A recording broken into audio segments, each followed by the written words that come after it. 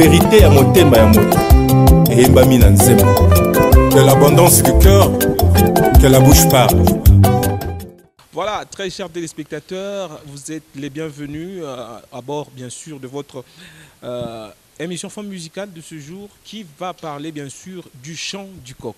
Chant du coq, bien sûr, avec le révérend pasteur Anthony qui est déjà avec nous sur ce plateau. Alors, nous allons devoir lui dire bienvenue, pasteur. Est-ce qu'il y a quelque chose de plus que vous pouvez ajouter à cette présentation? Bon, déjà, merci beaucoup pour l'invitation. Je suis l'évangéliste Anthony Chimankinda. Je suis chantre de l'Éternel, mais également pasteur, établi dans l'église, sur l'église du Seigneur, le ministère Jésus Sauve. Mais en même temps, je suis aussi écrivain parce que nous avons publié un livre à l'édition Zion. Le livre est intitulé Du païen à l'enlèvement. Donc voilà. Du païen à l'enlèvement, votre plume, bien sûr. Ouais. Vous avez des liens avec l'homme de Dieu Jacques Chimankinda?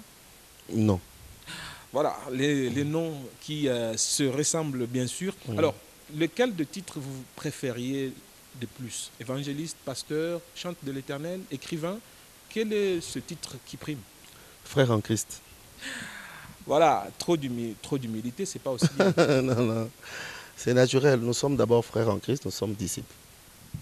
Voilà, nous sommes tous frères en Christ et nous sommes d'ailleurs disciples du Seigneur. Voilà pourquoi les disciples qui ont été à Antioche ont été appelés chrétiens. Voilà. Ça veut dire le premier qualificatif que nous devons tous porter, c'est celui de disciple. Alors, pasteur, une chanson qui est un peu, qui draine un peu de controverse parmi vos téléspectateurs et vos auditeurs. Chant du coq. D'abord, c'est venu comment? Alors, à la base, le chant du coq, c'était un séminaire. C'était le thème d'un séminaire. Le thème m'a été inspiré lors d'une prière. J'ai clôturé un séminaire. J'ai fait une prière dans laquelle je répétais pratiquement la grande partie de la chanson. Et puis finalement, après le séminaire, le chant du coq, il avait tellement touché. Grâce à ces séminaires, on a gagné beaucoup d'âmes à l'église. Et après, Dieu m'a mis à cœur de reprendre cette chanson. Finalement, je dirais que le chant du coq, c'est tout simplement la parole de Dieu chantée. Donc, ce que nous écrivons dans les livres que Dieu nous inspire, c'est ce que nous prêchons à l'église et c'est ce que nous chantons. C'est ce que nous chantons. Alors, 9 minutes, c'est trop. C'est pour ça que j'appelle ça parole de Dieu chantée. Ça, c'est parmi les chansons que nous avions vraiment écrites pour que ce soit des chansons qui restent. C'est une chanson qui va traverser des générations. Alors, on a voulu tout dire. Mais je crois que quand Dieu le voudra bien, on pourra, comme pour certaines chansons, essayer de simplifier pour rendre ça un peu plus court. Voilà. Vous prenez un peu le timbre et la façon de faire de l'Ifoko du ciel tout au début de ce chant. Vous avez un coup de cœur pour lui? Non, mais Papa l'Ifoko, c'est pratiquement un papa comme je l'appelle. Ce sont des papas qui nous ont donné l'envie de chanter, mais surtout l'envie d'écrire. Moi, ce que j'ai beaucoup aimé chez lui, c'est l'écriture. Lui, au fait, c'est la parole de Dieu chantée. Quand vous écoutez une chanson de Papa l'Ifoko, c'est comme si vous aviez écouté un enseignement à l'église. Alors, ce sont des papas qui nous ont inspirés. Moi, j'ai beaucoup plus été inspiré par Papa l'Ifoko, par Papa Ngonde. Donc, tous ces papas-là qui ont vraiment écrit des chansons remplies de sagesse. Et voilà, donc quand on me dit que c'est comme Papa l'Ifoko, je suis très content. Très content du fait qu'on dise que vous chantez comme Papa. Très content. L'Ifoko, vous attaquez le chant par une question à laquelle vous donnez directement la réponse. Mais pourquoi est-ce que le coq a chanté? Et vous donnez une réponse que vous pouvez expliciter. Alors, il y a peut-être quelque chose dans l'écriture qu'on n'a pas essayé de reprendre. C'est qu'au début de la chanson, c'est le coq qui chante d'abord. Le chant du coq, la chanson commence par un chant du coq. Exact. Alors, juste après le chant du coq, j'ai dit, mais pourquoi ce coq, quand il a chanté, Pierre a commencé à pleurer? Parce qu'en temps normal, quand le coq chante, déjà ce matin, il a chanté. Oui, mais on ne pleure pas. Mais pourquoi lui, il a pleuré? Alors, je réponds en disant, parce que pour tout le monde, le chant du coq n'est qu'un chant. Mais pour Pierre, c'est un message. Donc, le chant du coq n'est plus un chant, mais ça devient un message. C'est pour ça que nous parlons du chant du coq. C'est-à-dire, Jésus, à la veille, a dit à Pierre que tu vas me renier avant le chant du coq. Alors, lorsque le coq chante, pour tous ceux qui étaient là, bon, voilà, c'est le matin, on va crucifier Jésus, on va faire ce qu'on veut. Mais pour Pierre, c'était le rappel des Écritures. Le rappel de la parole de Dieu. Voilà, c'était juste un rappel de la parole de Dieu pour Pierre. Mais maintenant, dans ce contexte, rentrons dans le contexte du chant. C'est le coq représente quoi? Alors, le coq représente qui? Au fait, aujourd'hui, le problème, c'est le chant du coq que nous prenons ici comme une alarme, comme un message. Vous savez, l'alarme te rappelle ton programme. Lorsque tu vas dormir, tu dis, bon, demain matin à 9 h, j'aurai émission. Alors, ce que je vais faire, c'est que je dois me réveiller très tôt. Alors, qu'est-ce que vous faites? Vous mettez une alarme. L'alarme, c'est tout simplement le rappel de ton programme. Lorsque cette alarme va sonner, tu te souviens, au fait, de ton programme. Alors, il y a la parole de Dieu, n'est-ce pas? Il y a la parole de Dieu qui existe déjà. Et la prédication est une alarme. La prédication est une alarme qui nous rappelle ce que nous devrions normalement faire. Voilà pourquoi le chant du coq, c'est ça le message de l'heure. Le message qui nous rappelle qui nous sommes. Et l'apôtre Paul dit que lorsqu'un païen entre dans une maison, il trouve les gens en train de prophétiser, il voit les secrets de son cœur être dévoilés, sa vie étalée, il se prosterne et il adore Dieu. Donc le chant du coq, c'est ce message qui pousse quelqu'un à revenir, à rentrer en lui-même, à prendre conscience de sa vie et surtout à ne pas oublier le rendez-vous avec le Seigneur, c'est-à-dire l'enlèvement. Surtout, ne pas oublier le rendez-vous avec le Seigneur qui est l'enlèvement, un message qui se fait un peu rare dans l'Église, nous allons le découvrir dans cette émission. Mais avant, je voudrais que nous puissions découvrir bien sûr la quintessence de ce clip, un extrait juste que va devoir nous proposer Nixon Bukasa qui est de l'autre côté de la régie finale bien sûr. Alors, nous allons revenir sur ce plateau dans quelques minutes. À l'église, il est devenu difficile d'écouter une parole qui peut changer mon cœur.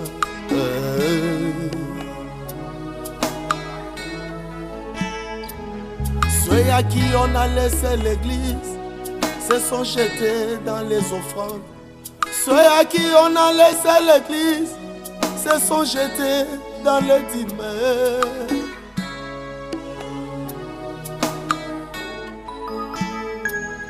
Golgotha, mon Seigneur paya le prix. Golgotha, mon Seigneur paya le prix de son sang pour que l'homme soit sauvé.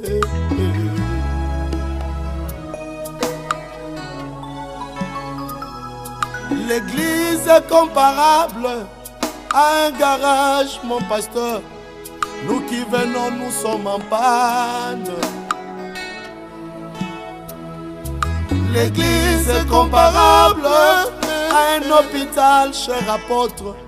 Nous qui venons, nous sommes malades. Nous entendons de toi une parole qui peut changer nos caractères. Nous entendons de toi une parole qui peut ôter le péché. Jésus-Christ, la vraie parole.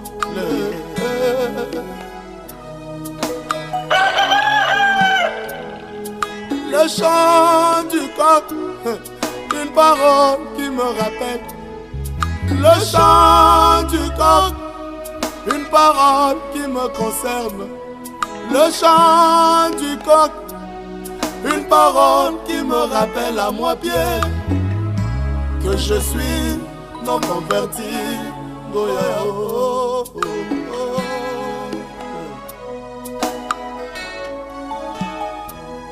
Le chant du coq, une parole qui fait pleurer. Le chant du coq, une parole qui me rappelle à moi, Pierre, que je suis non converti.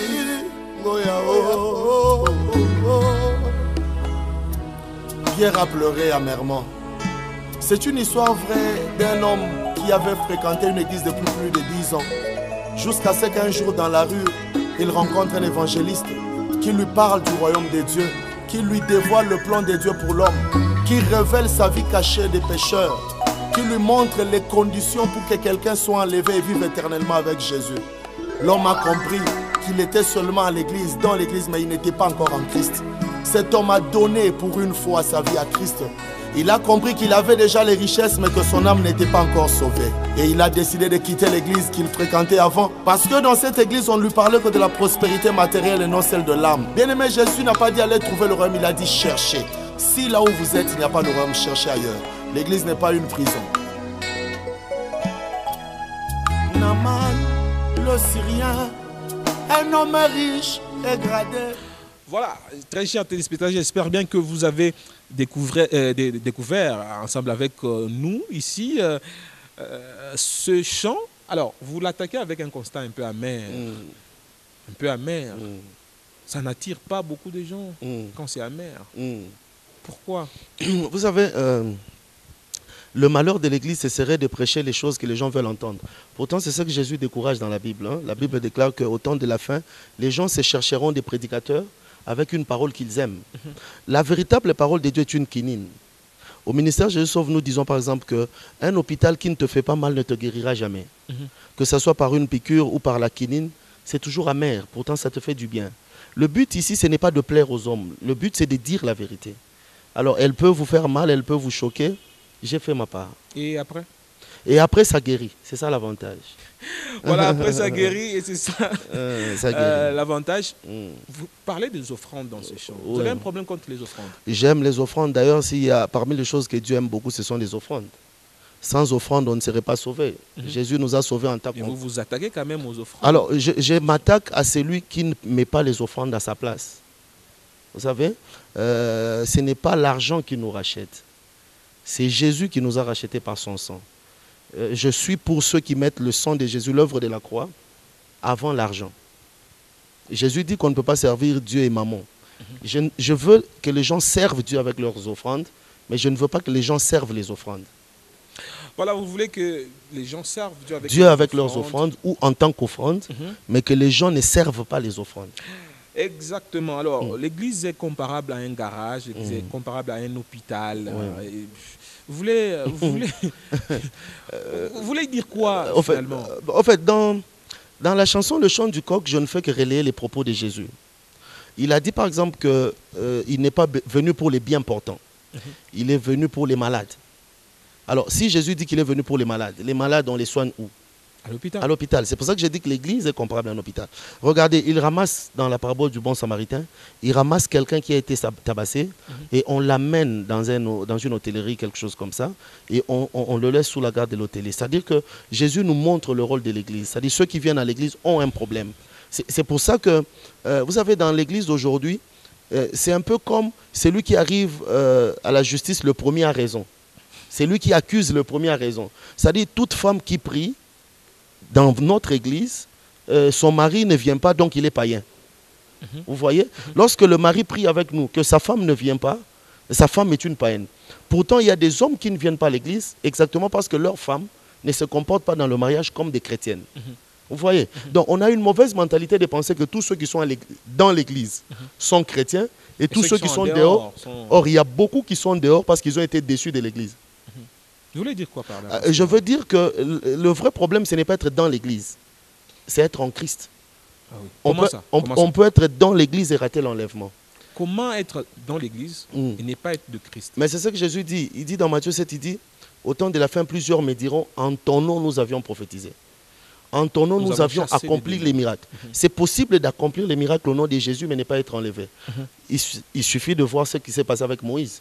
Après tout ce qu'il a fait, il n'est pas entré dans Canaan.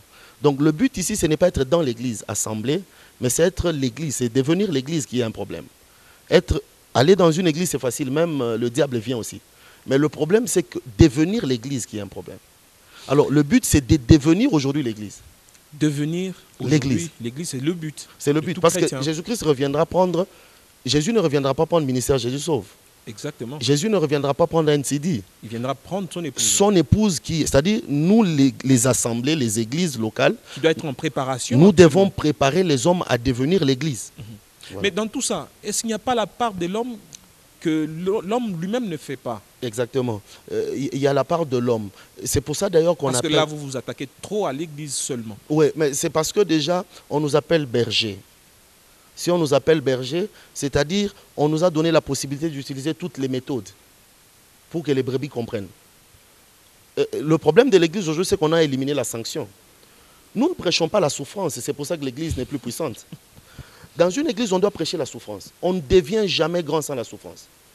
C'est une affirmation très... C'est la Bible. Jésus, en ressuscitant Lazare, il n'a pas reçu le nom élevé au-dessus de tous les noms. En multipliant les pains, il n'est pas devenu le tout grand Jésus. Jésus est devenu le tout grand en donnant sa vie. C'est le sacrifice qui donne la puissance. C'est la souffrance qui donne la grandeur.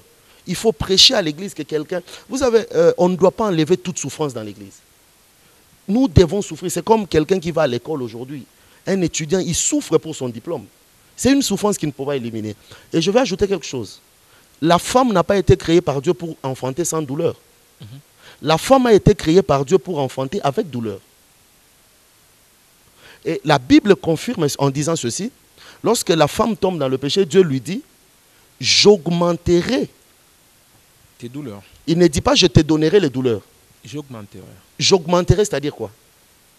C'est-à-dire qu'il y avait déjà une douleur, mais que je vais exagérer, que je vais augmenter.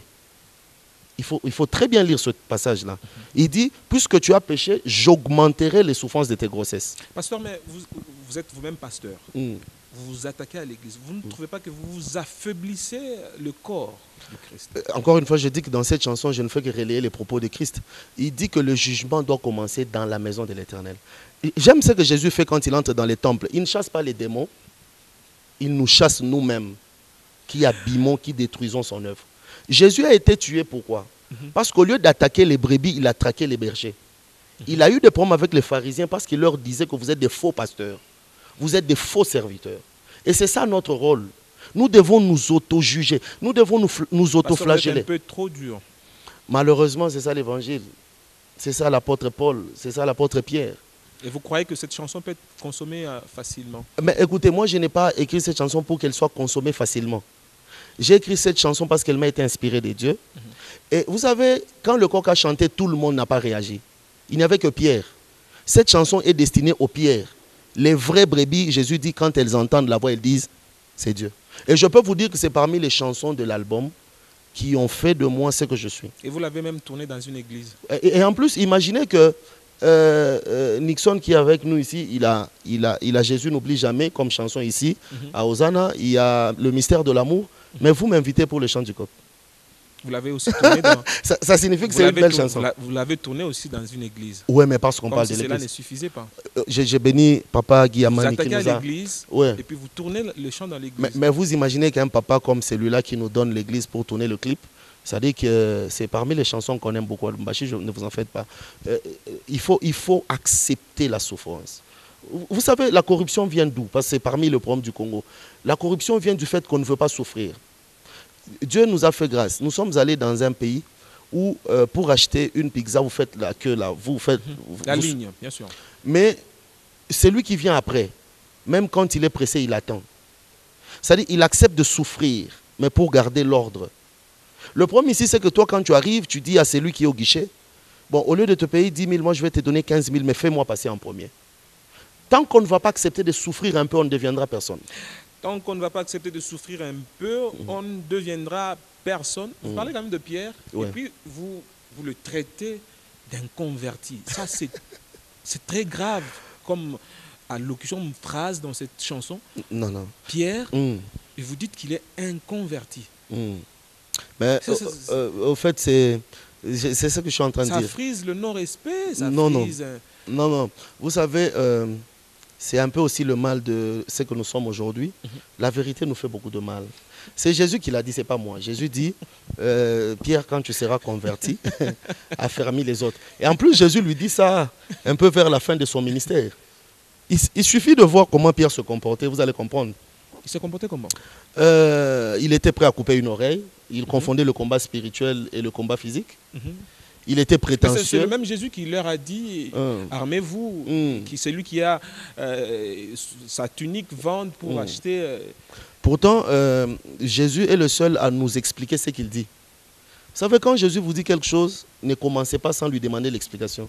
Parce que la gloire de Dieu, c'est de cacher les choses. Donc, il n'avait pas compris le message. Le message, c'était quoi? Le message, c'était de comprendre que Jésus n'était pas venu tuer. Il était venu donner la vie. Et Pierre n'a pas tué. Hein. Il a juste Lui, coupé l'oreille. Lui, il a confondu le combat comme un peu aujourd'hui. Hein. Nous allons à l'église avec les noms de nos tantes, de nos oncles. Il y a un prophète qui te dit, tu vois, le jour où ta grand-mère là va mourir, tu vas voir, votre famille va changer. Là où la mort de Jésus n'a pas changé la famille, la mort de la grand-mère ne changera rien. Là où la mort de Jésus n'a pas changé, bien sûr, celle de la grand-mère ne changera absolument rien. Vous avez dit que ce chant est inspiré d'une histoire vraie. Oui. C'est laquelle cette petite histoire? Alors déjà un homme qui a... Vous savez, un jour je prêchais, je posais la question à une servante de l'église depuis plus de 10 ans. C'est quoi l'enlèvement en fait? Prenez, j'aime ce que vous faites. Prenez un peu les micro-baladeurs, parlez un peu, posez un peu ce genre de questions dans la rue. C'est quoi l'enlèvement? Qui sera enlevé? Comment on sera enlevé? Quand est-ce qu'on sera enlevé? C'est là que vous allez comprendre que l'Église a encore du travail. Nous connaissons tous les maris de nuit. Le travail que vous ne faites pas. C'est vous également en tant que pasteur. Qu'on essaie de faire par cette chanson, Le Chant du Coq. Donc, vous connaissez les maris de nuit, toutes les femmes de nuit. Vous connaissez les noms des démons. Tous les démons, ils parlent même au micro. Oui. Les démons du lundi, du mardi jusqu'au dimanche. Donc les mystères de la gastronomie céleste, tous les thèmes qu'on voit dans la vie. Les mondes pandéminium. Je vous dis, donc combat contre la bête, tout ce qu'on voit comme thème. Mais rares sont ceux qui connaissent l'enlèvement. Comment quelqu'un peut-il être enlevé s'il ne connaît pas l'enlèvement? Comment quelqu'un peut-il être enlevé si on ne lui a jamais parlé de l'enlèvement? Et j'avais mal de rencontrer un homme dans la rue, on lui parle de l'enlèvement, du royaume de Dieu, de qui sera enlevé. Il n'a jamais entendu. C'est ça la petite vraie histoire. La vraie histoire, c'est qu'un homme a rencontré un évangéliste dans la rue. Il lui a parlé de sa vie. Alors, il était étonné de voir qu'il fréquente une église. Il a une vie, une mauvaise vie qu'il mène, mais qu'on ne découvre jamais dans cette église. On lui parle d'autres ennemis, mais on ne lui parlait jamais de l'ennemi qui est en lui-même. On ne lui parlait jamais du combat intérieur. L'homme révolté par le message, il a décidé de quitter l'église qu'il fréquentait. Alors, nous allons finir par là. Nous allons finir par là. Et vous dites, lorsqu'un pécheur se porte bien à l'église... L'église se porte mal. Expliquez un peu et puis donner un message global, sous forme d'un petit résumé par rapport à ce chant. Vous avez un véhicule, vous allez dans un garage avec un véhicule en panne, le mécanicien vous dit qu'il n'a pas trouvé la panne. Ça vous fait comment? Très mal. Vous vous masturbez chaque jour dans votre douche.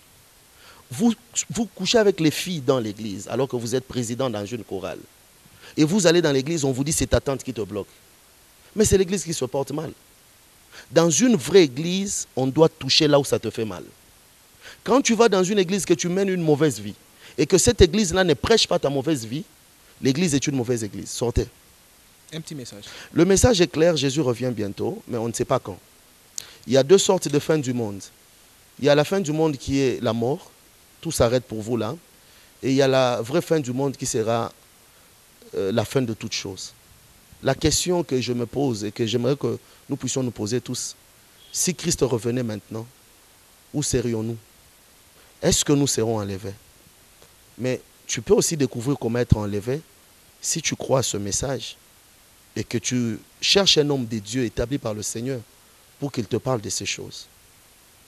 Soyons prêts parce que Jésus est déjà en route. Que cette chanson nous édifie, nous interpelle, mais surtout qu'elle nous bénisse. C'est une alarme qui nous rappelle qui nous sommes. Continuons à écouter, télécharger, partager. Nous avons également un livre, Du païen à l'enlèvement, qui peut vous parler encore de la conversion et de vous montrer comment on peut aller de la prostitution à l'enlèvement. Comment Marie de Magdalée est partie de la possession à être témoin de la résurrection de Christ.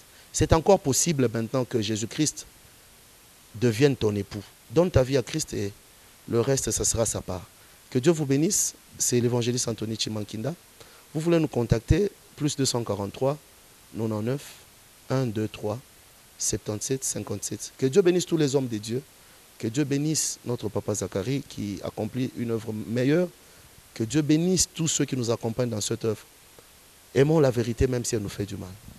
Voilà, nous finissons par cette très belle phrase. Aimons la vérité même si elle nous fait du mal. C'était un plaisir de recevoir le pasteur Anthony Chimankinda. Je vous retrouve la semaine prochaine avec le même et réel plaisir. Surtout, restez sur votre chaîne.